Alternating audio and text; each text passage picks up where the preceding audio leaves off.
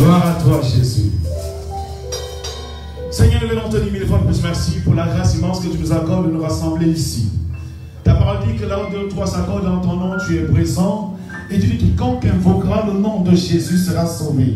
Et ce soir, au travers des cantiques que nous avons élevés ici, nous avons invoqué la Seigneurie de Jésus.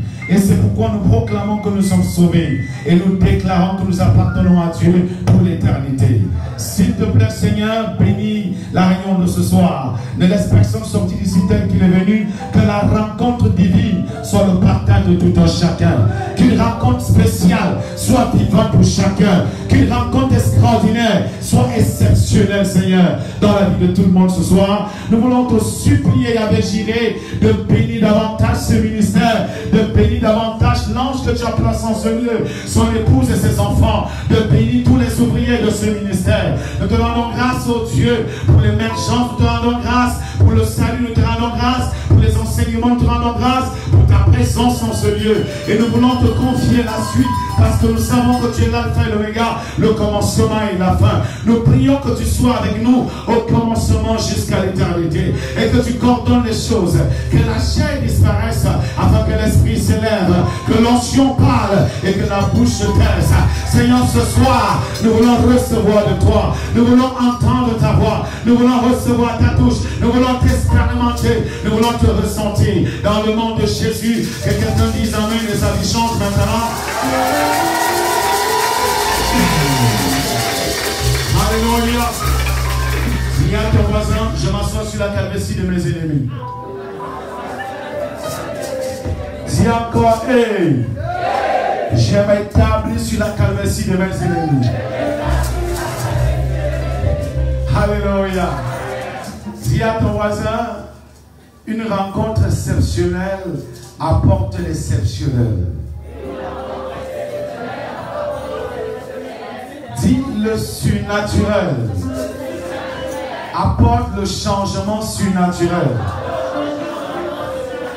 Alléluia. Merci Seigneur.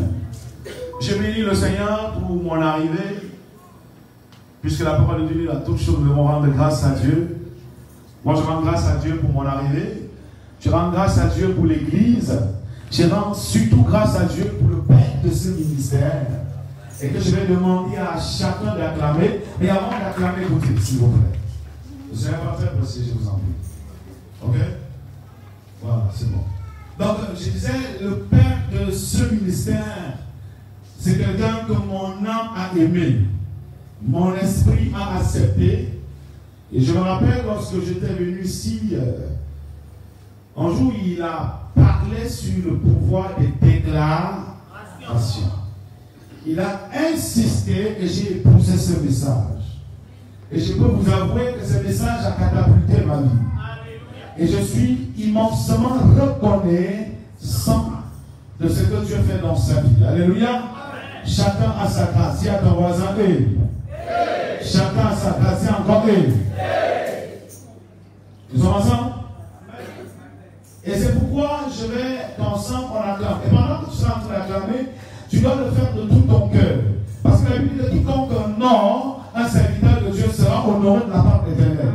Donc je suis sûr et persuadé que pendant que tu seras en train d'acclamer, ton histoire va changer avant ma présentation.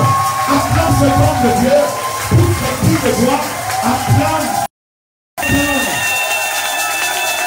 Alléluia. Celui qui est mort, l'homme de Dieu honoré par Dieu. Gloire à Jésus. Merci pour vos acclamations. Amen.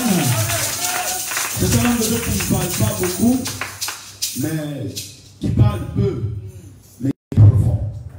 J'espère que vous avez les oreilles pour entendre. Ok? Je rends grâce à Dieu pour son épouse qui n'est pas là, qui me dit, en fait, le plus souvent, elle m'appelle mon partenaire de prière. Et c'est comme ça qu'on s'appelle. Alléluia. Donc, amen. Je rends grâce à Dieu pour elle. Je rends grâce à Dieu pour les instrumentistes, pour la sono, parce que la sono est tellement puissante que la foi est bien. Donc, quand j'écoutais le son, je voulais devenir fou d'onction. J'ai failli devenir seigneur de la puissance. Amen. Et je rends grâce à Dieu pour cette belle voix. Que le Seigneur bénisse ce chant. Est-ce qu'on va acclamer pour elle? Est-ce que tu peux acclamer pour les chants de Dieu univers et les instrumentistes? Ne sois pas jaloux. Ça, ce sont les acclamations qui sont un genre. Mais c'est pas grave. Avant mon départ, je pense qu'on va faire un culte de louange et tout le monde va venir louer. Et c'est là que vous allez comprendre que c'est un ministère très très compliqué. Alléluia. Il y a des gens qui sont très très spécialistes et qui ont certainement validé le dernier doctorat sur la criticologie. Ça fait qu'ils aiment critiquer et ils critiquent tout. Même ce qu'il ne faut pas critiquer. Et lorsqu'ils veulent vous apprécier, ils sont tellement anxieux dedans qu'ils ne veulent pas vous donner les mots exacts. Ils disent, ah, c'était bon, mais. Le mais sans doute dans ce qui était bon. Mais, conjonction, ça va coordonner quoi encore? Dis à ton voisin,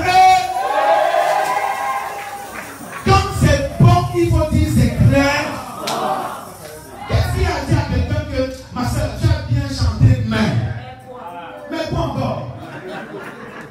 Le mais là, quand tu as dit que mais quoi encore? Non, c'est qu'à un moment donné, quand tu chantais, le pianiste a commencé à gâter ton chant. Ah, laisse-nous ça. Vas-y, ça va casser. Alléluia. Bon, mon message ce soir ne va pas prendre assez de temps. Je veux qu'on ouvre la Bible sur Zacharie chapitre 4. En passant le ministère, vous dit bonsoir et puis beaucoup plus pour vous. Et en passant le ministère au Cameroun, vous dit bonsoir et puis beaucoup pour vous.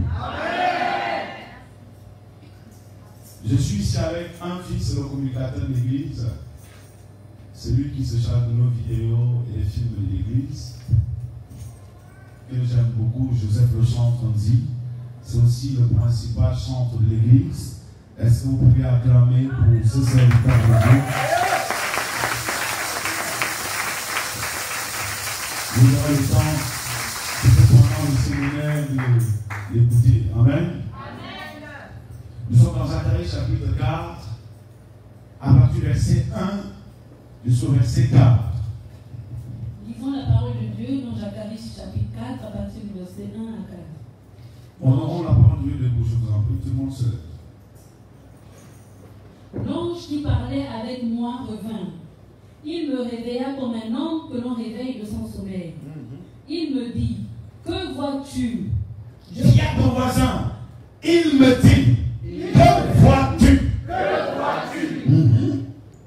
Je répondis. Yes. Je regarde et voici, il y a un chandelier tout d'or, surmonté d'un vase et portant 7 lampes. Dis à le moi, surmonté d'un vase. On dit le chandelier était comment? En or. Surmonté d'un vase, portant 7 lampes.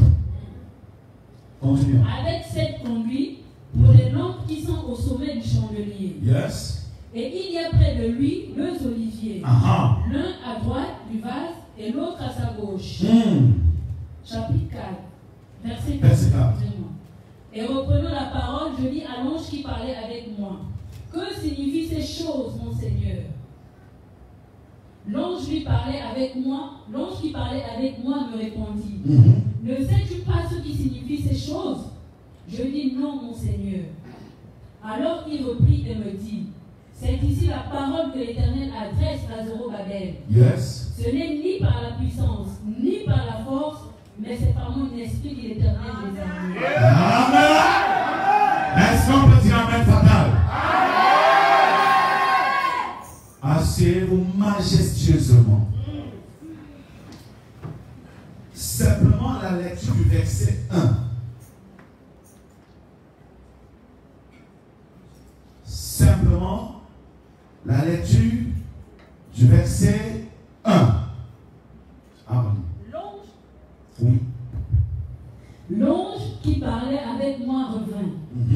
Il me réveilla comme un ange que l'on réveille de son sommeil. Amen.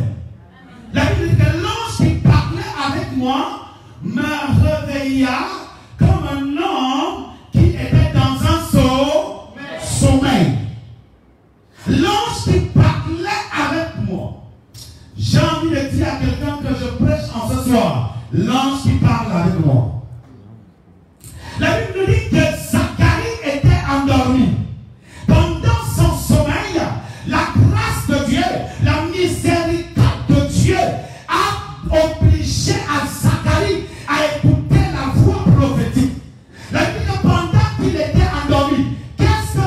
de sommeil. La Bible nous considère le mot sommeil dans un autre aspect plus élevé. Pourquoi? Lorsqu'on parle de sommeil dans la Bible, on fait allusion au péché, on fait allusion aux découragés, on fait allusion aux ignorants, on fait allusion aux perdants, on fait allusion aux incapables, on fait allusion aux impuissants, on fait allusion aux ignorants, on fait allusion à ceux qui étaient faibles. Alors Dieu connaissait que Zacharie était faible. Dieu connaissait que Zacharie était limité. Dieu connaissait que Zacharie était incapable. Dieu connaissait que Zacharie n'avait pas de savoir. Mais Dieu, dans son amour, il a dépêché un ange pour réveiller Zacharie qui était dans son sommeil. Je parle à quelqu'un ce soir. La Bible me dit que Dieu a carré le monde et a donné son fils unique afin que quiconque était endormi soit réveillé. Vous savez, lorsque vous êtes endormi, il y a des choses que vous ne pouvez pas recevoir. Pourquoi? Parce que vous êtes endormi. Lorsque vous êtes endormi, il y a des choses que vous ne pouvez pas faire. Pourquoi? Parce que vous êtes endormi. Endormi ici renvoie aussi à la pauvreté. Lorsqu'à un moment donné, on n'arrive pas à réaliser, ça veut dire que notre vie est endormi. Lorsqu'à un moment donné, on n'arrive pas à prospérer, ça veut dire que notre vie est endormi. Lorsqu'à un moment donné, on n'arrive pas à dominer, ça veut dire que notre vie est endormi.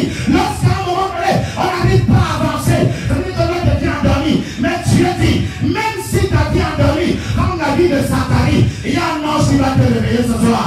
Je dis qu'il y a un ange qui va te réveiller ce soir. Je ne connais pas ce qui est endormi dans ta vie. Je ne connais pas ce qui est endormi dans ta famille. Mais j'ai une bonne nouvelle pour toi. C'est que ton argent qui est endormi sera réveillé. Ton travail qui est endormi sera réveillé. Ton mariage qui est endormi sera réveillé. J'ai dit que ta vie, ton ministère, tes comptes, ta foi et ton action qui est endormi sera réveillé. L'intelligence de tes enfants qui est endormi sera réveillé. Les contrats de tes enfants qui est endormi sera réveillé. J'ai dit l'intégration de tes enfants qui est endormi sera réveillé. Ton commerce et tes entreprises seront réveillées parce que Dieu t'aime. Parce que Dieu t'aime. Parce que Dieu t'aime. Quand Dieu dit qu'il t'aime, son amour devient une puissance pour ton élévation. Tu n'as pas dit un bon amen. Mais la Bible est claire et nette que Zacharie dormait. Mais un ange l'a réveillé. Et quand l'ange a réveillé Zacharie, Dieu a dit à Zacharie, qu'est-ce que tu vois? Oh my God! Frère, Dieu ne peut pas te réveiller du sommeil et te laisser sur place. Chaque fois que Dieu te réveille, c'est pour que tes yeux voient quelque chose. Et le genre de choses que tu vas voir sera différent de ce que tu voyais avant. Avant, tu voyais la pauvreté, mais maintenant, tu vois la richesse. Même si tu habites encore dans un studio, tu ne te vois plus dans le studio, tu te vois dans le duplex, tu te vois dans le château, tu te vois dans la gloire, tu te vois dans les milliards. C'est ça la vision prophétique de l'heure. Zacharie a dit à Dieu, je vois un chandelier en or. Il n'a plus dit à Dieu que je vois les gens pécher. Il n'a plus dit à Dieu que je vois la pauvreté. Il n'a plus dit à Dieu que je vois les blocages. Il dit, mais puisque tu m'as réveillé, je ne vois que le chandelier en or. Après ce message, tu seras condamné à voir ce que tu n'arrivais pas à voir avant. Tu vas voir ce qu'on a dit que toi tu ne verras pas. Je prophétise que tu vas voir cela. Au nom suprême de Jésus, tu vas voir ta vie être nommée ministre en formation. Tu vas voir ton fils être nommé directeur en formation. Si je parle à quelqu'un, tu amènes encore. Si je parle à quelqu'un, tu amènes encore. Je dis à partir d'aujourd'hui, tu ne vas plus voir les échecs de ta vie. Tu ne vas plus voir la misère de ta vie. Tu ne vas plus voir les maladies de ta vie. Tu vas voir le bonheur à tous les niveaux. Tu vas voir la gloire à tous les niveaux. Est-ce que je déclare dans la vie de quelqu'un? Je dis tu vas voir l'élévation au nom de Jésus. Quand l'éternel te réveille, le regard change, la vision change. Lorsqu'on est endormi, on voit d'autres choses. Mais lorsqu'on est éveillé, on voit d'autres choses. Et à partir d'aujourd'hui, tu ne vas plus voir des démons. Tu vas seulement voir des anges de Dieu. Est-ce que quelqu'un peut dire aïe aïe aïe aïe?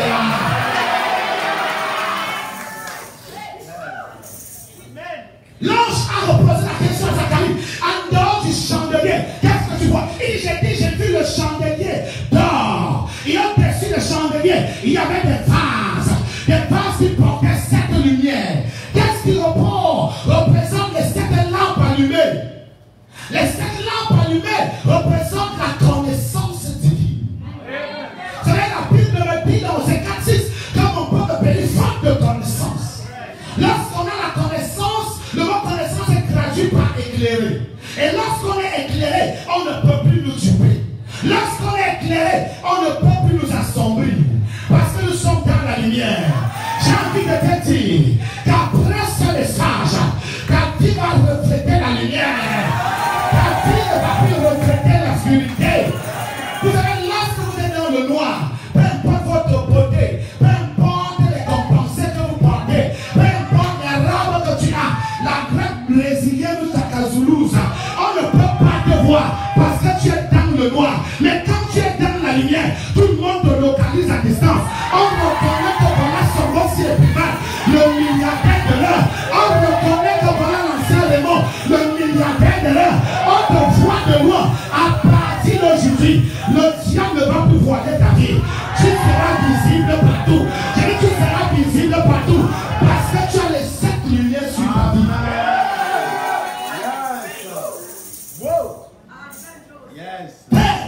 Les 7 lumières représentent les 7 esprits de Dieu.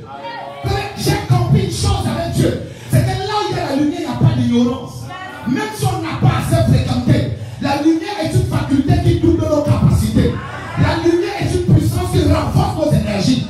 Quand on est dans la lumière, il y en a qui produit le lit. Et le lit va produire l'huile de l'huile. Qu'est-ce que représente l'huile? Dans le plan spirituel, ça représente l'onction. Et l'onction du Saint-Esprit sera à ta gauche et à ta droite. L'onction du Saint-Esprit sera à ta gauche et à ta droite. Quand l'onction est à ta gauche, ça ouvre les portes de la gauche. Quand l'onction est à ta droite, ça ouvre les portes de la droite, de devant et de derrière. Tu deviens imbloquable, instoppable, inarrêtable, intuable, au nom de Jésus de Nazareth. Est-ce qu'il y a des gens qui comprennent ce message comme mon esprit en train de comprendre?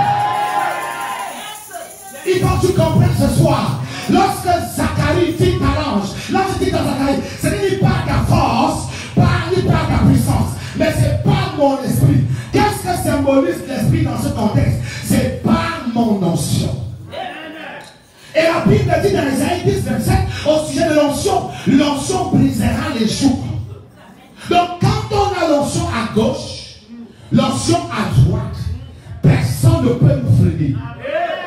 Arrête de penser que, comme on a dit que dans ta famille, les gens ne doivent pas évoluer. Cette parole n'est pas ta parole. Ce n'est pas ton vocabulaire. Oui, tu ne fais plus partie de cette famille. Tu as cru en Jésus. Tu es de la famille de Dieu. C'est pourquoi on dit nouvelle famille. Quand on parle de nouvelle, c'est un dans le nouveau. Le nouveau veut dire qu'on a quitté l'ancien. Parce que l'ancien était déjà Dieu. Et il y avait déjà des problèmes. On est quitté dans l'ancien pour entrer dans le niveau. Alléluia. À partir de ce jour, tu es dans le niveau. Ne t'intimide plus. Je sais que dans ma famille, on a dit que les gens ne vont pas atteindre le niveau. Ça, ce n'est plus ma parole. Ça ne me concerne pas. Parce que j'ai l'onction à gauche et j'ai l'onction à droite. Je ne peux plus voir les choses de la même manière que les gens de ma famille voient. Ma famille voit que tout le monde est bloqué. Mais moi, je vois que je suis libéré. Arrêtez de voir les choses comme les autres. Non, arrêtez de vous fier à la politique du nombre.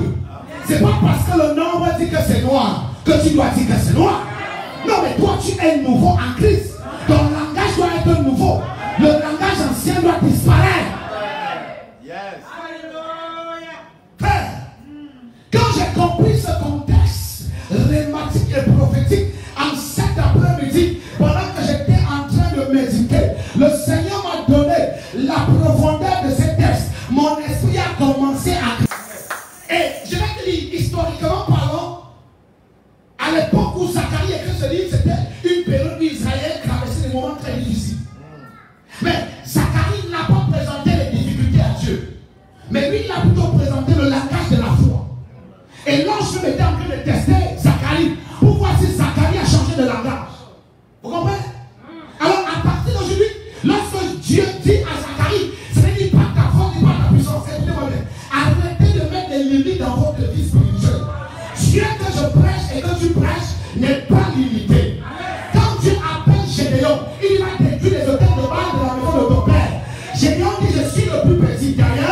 Ma famille est la famille la plus pauvre. Donc, Gédéon commence à présenter à Dieu ses incapacités. Alors, tu n'as pas besoin de présenter tes incapacités à Dieu. Parce que Dieu est omniscient. Il connaît tes incapacités. Mais il n'a pas besoin d'écouter ça. Il veut que tu comprennes que ça ne dépend pas de ta force, mais ça dépend de lui. Et le principe de cette lumière, de cette lampe, renvoie aux 7 secrets de l'élévation. C'est une partie comme mon frère. Je vous donne avant vous, c'est mieux comme ça. Parce que je vous connais. Si elle livre tout ce soir, hein, les gens vont ronfler mardi. Donc je préfère vous attraper mardi. J'ajoute une partie, mercredi j'ajoute une autre partie. Jeudi j'ajoute encore parce que je vous connais déjà. Quelqu'un a dit ne venez pas nous traumatiser, on vous connaît. Alléluia. Donc, bien aimé, quand le Seigneur, la manière que tu vois, c'est que tu vois peut t'influencer. Et Dieu nous amène à une dimension où on ne doit plus voir selon la chair. Mais on doit voir selon tu verras. Alléluia. Tu verras. Donc, avant d'entrer dans tu verras, il faut d'abord lever ses yeux. Et c'est ça que Zacharie a fait. Il a levé ses yeux et il a vu le champ de vie.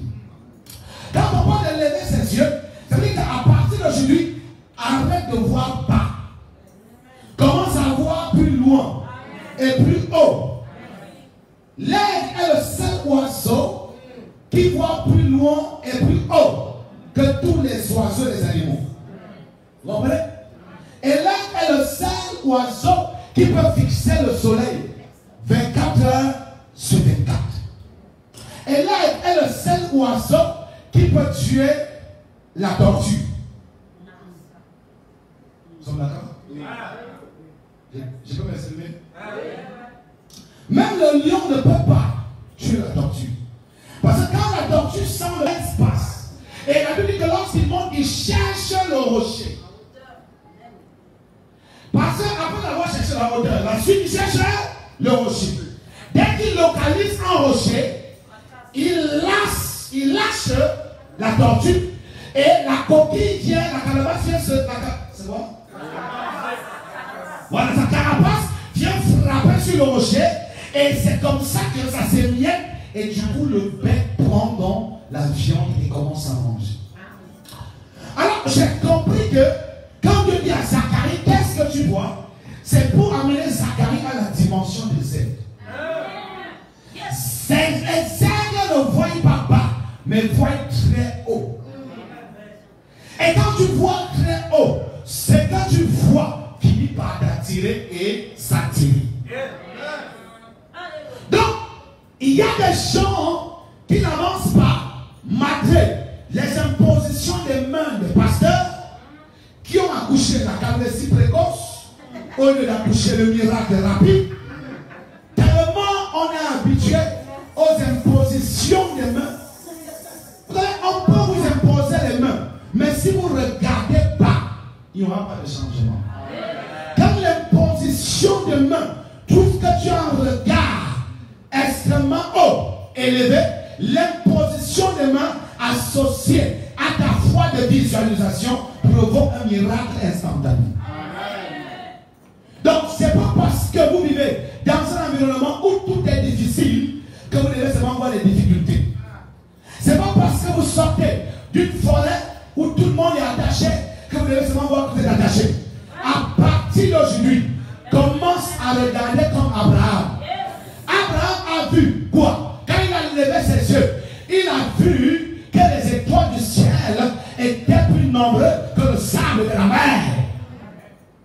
Or, Dieu veut parler à Abraham en disant que tu as deux types de postérité. Il y a la postérité du sable de la ciel. Et que notre regard est fixé sur Dieu. Et David pouvait dire, je lève mes yeux vers la montagne, d'où me vient le secours. Le secours me vient de l'Éternel qui a fait les cieux et la terre. On dit, qui a fait les cieux et la terre? Il y a une révélation là. On dit, qui a fait d'abord les cieux et ensuite la terre. Pourquoi on dit ça? qui a fait la terre et les cieux. Je vais m'expliquer.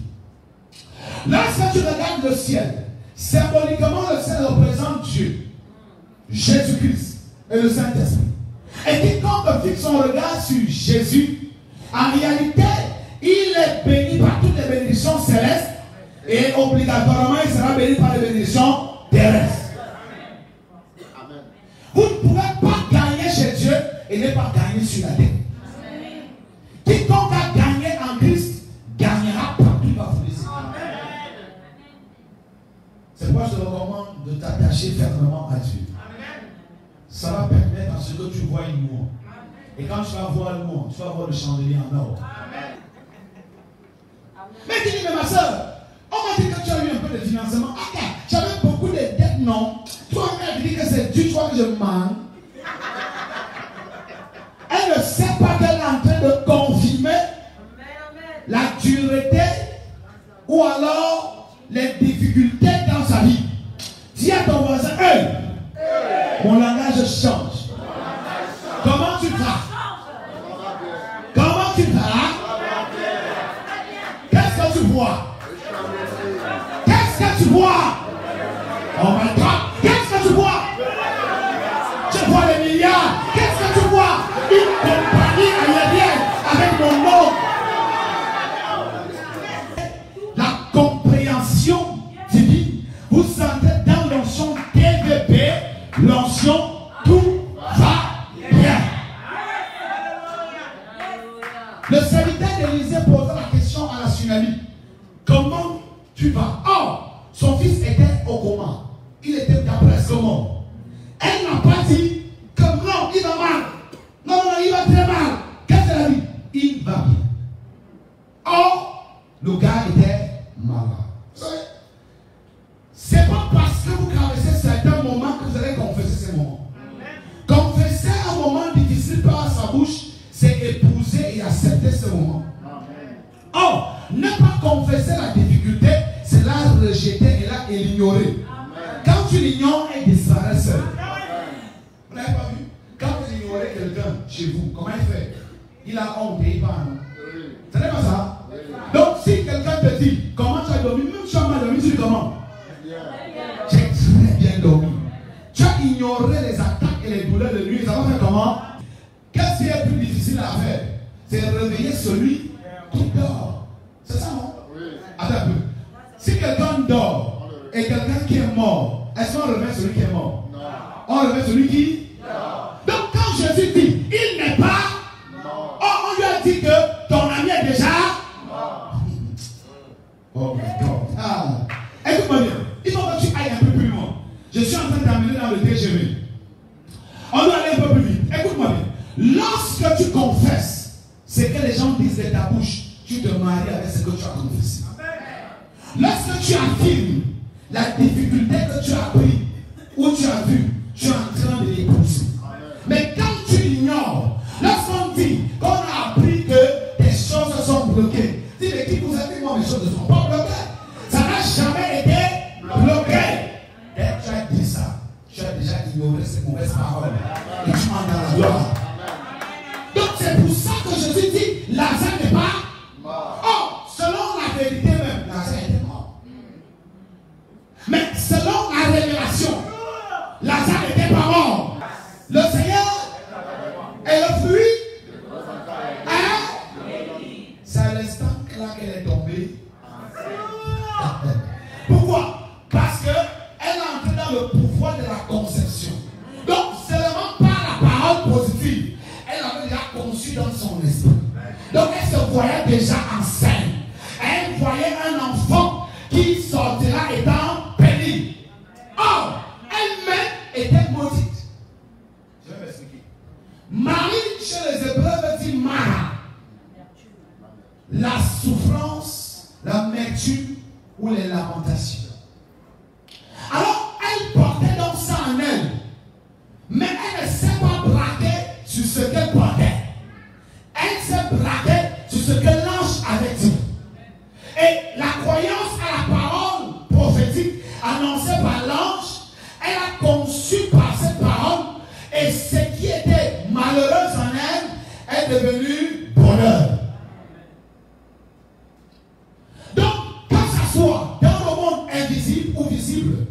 Vous pouvez coucher, vous faites un rêve où on vous annonce des mauvaises paroles.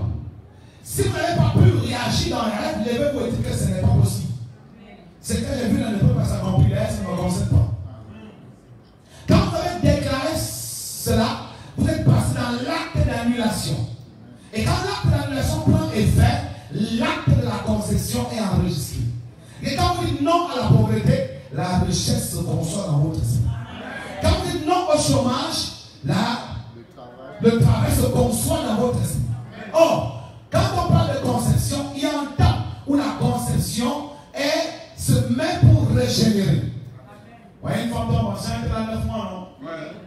Le 9e mois fait comment? Voilà, si elle accouche le 9e mois, le 10e mois, le 11e mois, le 12e mois fait comment? Il va provoquer. Je vais provoquer ton miracle. Cet accouchement qui a tardé, l'accouchement des millions et des milliards, on va provoquer ça pendant le séminaire qui arrive. Tu vas accoucher ce dossier. Je dis, tu vas accoucher ce recrutement. Tu vas accoucher cette nomination. Tu vas accoucher de votre vision et de votre langage. Si Zacharie ne disait pas que je vois le chandelier en or et les 7 lampes allumées placées au-dessus, il n'allait pas voir l'onction qui était à sa gauche et à sa droite. Vous comprenez? Donc, si vous avez une bonne vision, un bon langage, alléluia, forcément, la bonne vision attire la bonne onction. Et la bonne onction vient de Dieu. Le bon langage attire la bonne onction. Parce que l'onction en lui-même ou en elle-même, l'onction se traduit par puissance. Donc quand vous libérez les bonnes paroles, ça attire la puissance positive. Et la puissance positive vient du Dieu Tout-Puissant, Adonai Elohim. Quand vous déclarez les mauvaises paroles, vous attirez la mauvaise onction. La mauvaise onction vient de diabolos, comme disent les Grecs, le diviseur et le destructeur. Donc, voulez-vous vivre la bonne onction? Amen. Apprenez donc à voir positif, à penser positif et à parler positif. Il y a une loi, parmi toutes les lois, comme vous connaissez bien la loi de l'aérodynamie, la loi de la gravitation, il y a aussi la loi de sémailles et des moissons. C'est que tu sais, c'est ce que tu vas moissonner. Et l'homme peut s'aimer de 3 manières. Il peut s'aimer par son regard spirituel, il peut s'aimer par ses pensées, et il peut s'aimer par ses paroles. Et lorsque vous utilisez ces 3 catégories de sémences, vous les jetez dans la bonne terre. Quand on parle de matérialiser, l'accent principal, c'est rendre ça visible, c'est rendre ça touchable, c'est rendre ça palpable. Donc on quitte de l'invisible pour le visible. Pourquoi? Parce qu'on a déclaré positivement et l'onction est donc venue pour rendre notre déclaration matérielle. Il y a donc beaucoup de gens dans l'église qui évoluent avec la mauvaise onction parce que tous les jours ils voient seulement les mauvaises choses. Ils pensent seulement les mauvaises choses. Quand nous sommes arrivés ici, quand nous sommes ici à l'église, pendant que nous on pense à l'élévation dominante, elle est en train de penser que les gens ont péché à l'église. Elle dit, elle a. Oh Dieu, c'est moi qui prends à sa place. Voilà tes pensées. C'est vraiment mystico-magico. Donc, bien-aimé dans le Seigneur, on doit véritablement apprendre à se concentrer d'abord sur nous-mêmes pour notre transformation avant de regarder autour. Et l'ennemi est très rusé. Quand tu vas être distrait, il te montre des choses qui vont bien te distraire. Par exemple, quand vous arrivez dans l'église, si vous avez un regard de critique, vous attirez une notion de critique. Et derrière une notion de critique se cache, c'est divisé souvent. Les gens vont dire comment? Et pourquoi? Parce que pendant qu'on jeûne,